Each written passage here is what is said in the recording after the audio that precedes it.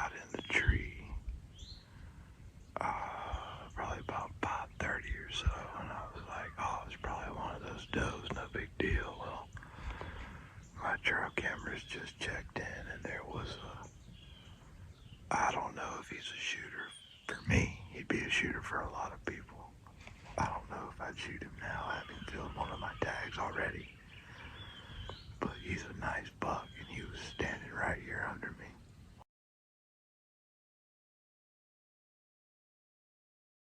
Where this camera and the beater are. 516. And whatever it was blew from the other side of the field. So I kind of have a hunch that it was him. And that kind of sucks. Hopefully he didn't bust me too bad. But, just caught my movement with the green headlamp and kind of freaked him out a little bit, but he did blow for a minute. If that was even him, it might have just been a doe and been coincidence, but there was a big buck right here at 5:30. So it's about 7:30 right now. It's just in the last 15 minutes really gotten light enough to even see anything out here. So real easy spot to get into.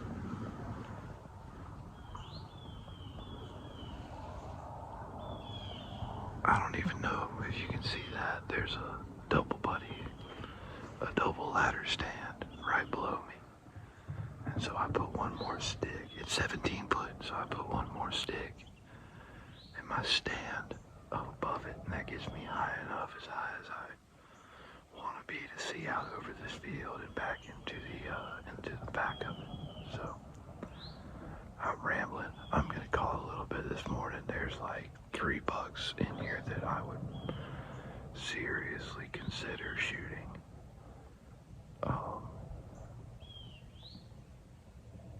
But there's some bigger ones on another part of the farm that I plan on sitting this afternoon.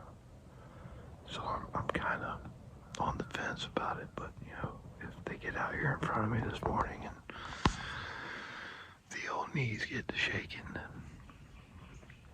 I may not have a choice in the matter. I may just have to go ahead and punch tag number 2 and go on doe patrol the rest of the season.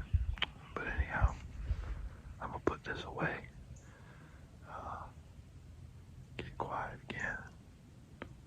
Hopefully we get some action this morning and have some bugs cruising.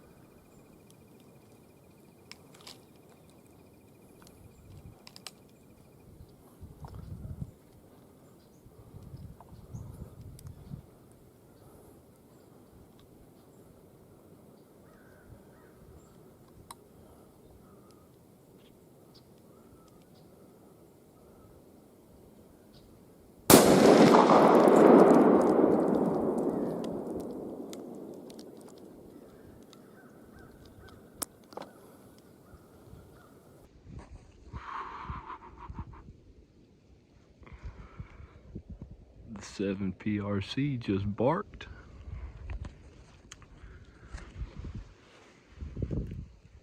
Oh, I just rattled in a big 10-pointer, and I think I smoked him at about, I think that's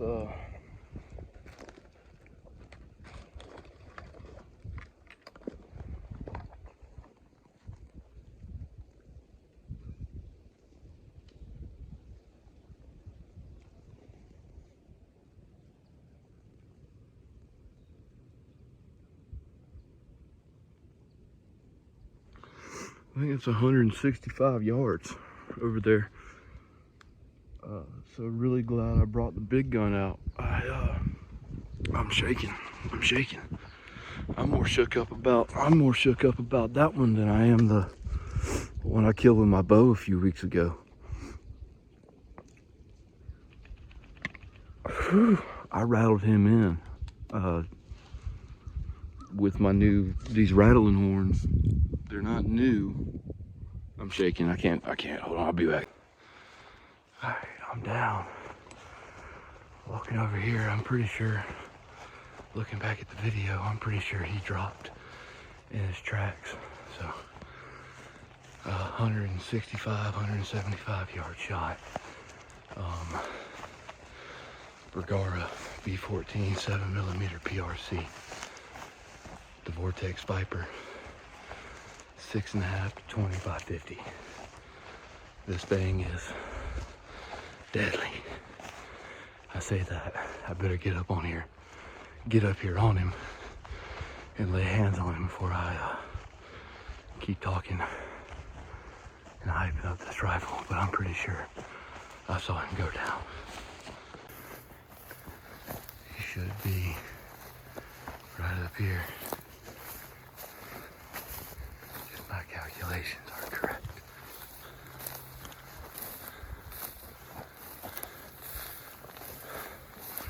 I see him. He didn't go anywhere.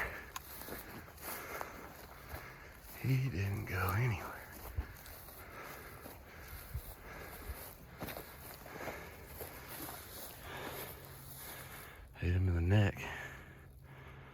Huh. Look at there.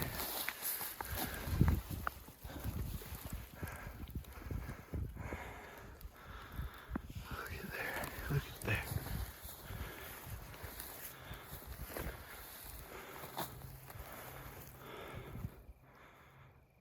Wow.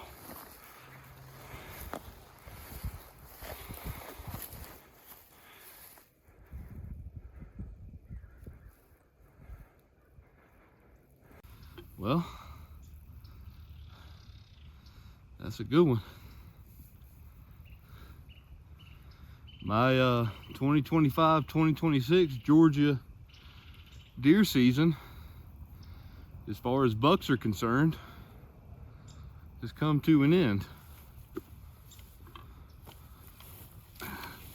The gun's unloaded, I just didn't like the muzzle pointing at me. Another buck rattled in to tag out, a solid 10-pointer. He looks like a good mature deer, 4.5, 5.5. He's got a nice gray face. He is starting to stink. He's got all the stuff from where he's been rubbing. They got a little bit of a Roman nose. Man, I hadn't seen a deer all morning, got blown at as soon as I got up the tree.